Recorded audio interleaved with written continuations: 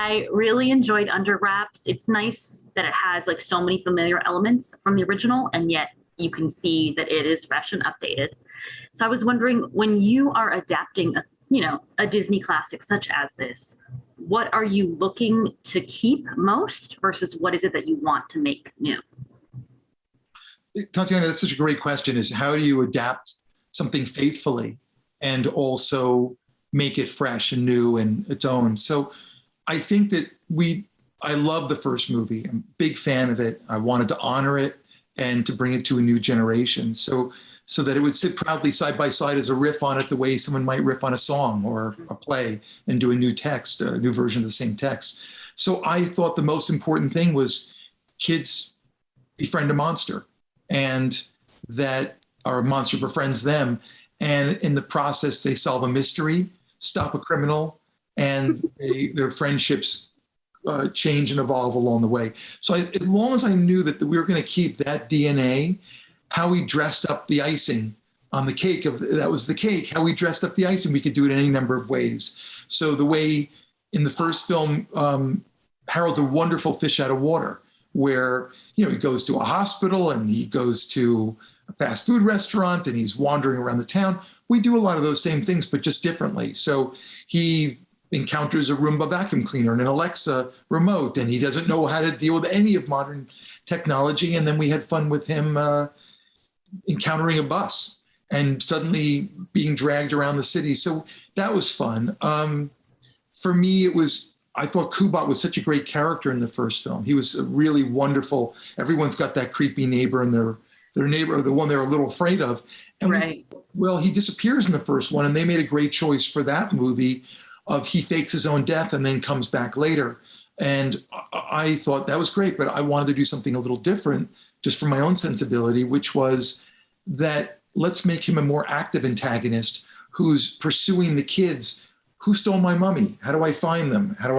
Where are they? And so that made more pressure on the kids to solve the mystery of how long does Harold have?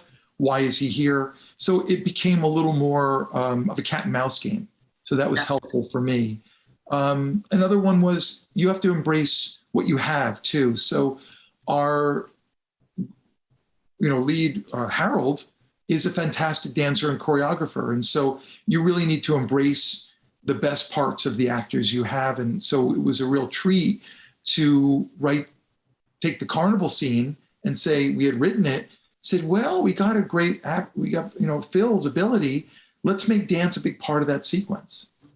Part of, him discovering movement at Buzzy's shop. And that's super cool. Phil was so great as Harold. I love there's just like the right amount of like humanizing him and then just keeping him mummy, which is great. Time spent humanizing him. That was a big deal in terms of the makeup, prosthetic effects. We developed a whole grunt language. Every line of dialogue, every grunt, there's a subtitle that we knew what he was saying. So my gosh. So that it was specific. It wasn't just making sound effects. Everything was specific. Oh, that's so much fun. I love that. I also love the dynamic between Marshall's mom and boyfriend, yes. Although, of course, he did not love it as much as I did. Can you talk a little bit about where he is at the start of this dynamic and that journey for him? I think he's a little stuck, that he or that he has one perspective and that he doesn't have room. The father's no longer in his life, and he doesn't have room for new love in his life, and that he's really blocking his mom moving forward with her happiness. And so it was great to play a guy who's awesome. Jamie, who played Ted, he's a great guy. He brings him costumes for his monster movie. He's really interested in Marshall's life, but he's getting blocked too. And it's really, the whole movie for me is about new perspectives. And it's when a monster comes into your life who's fearful, who makes you see what you thought was one way is not. And you get to see that sometimes things that we thought were scary are not. And he comes to see that the guy who's trying to date his mom is a good guy. Same thing with the other characters. Amy's comes to see that the town they're living in, that she doesn't want to live in, the new town, is worthwhile and she'll have friendships there. Gilbert comes to see that everything he's afraid of is maybe not worth being afraid of, especially when it comes to saving your friends. So everybody gets new perspectives, but I loved the subplot with the mom and Ted. Definitely. I love that everyone's getting new perspectives after dealing with a very old person. But I grew up on Disney Channel original movies, so I have many that are near and dear to my heart. But do you have any other that you would want to either work on to revamp, or that just you enjoy yourself?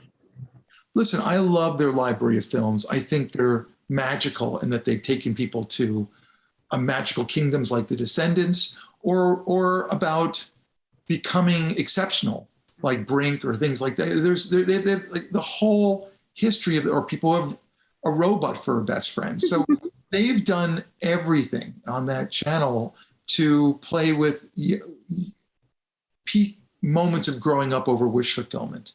I don't particularly have one movie that I'm going, oh, I'm dying to make that movie, because there's so many in the lexicon.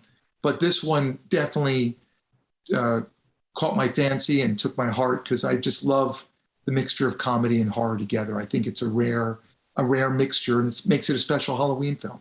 Definitely. Well, I'm very glad that you did it. And I cannot wait for all the kids to watch it. Thank you so much. Really a pleasure to meet you, Tatiana.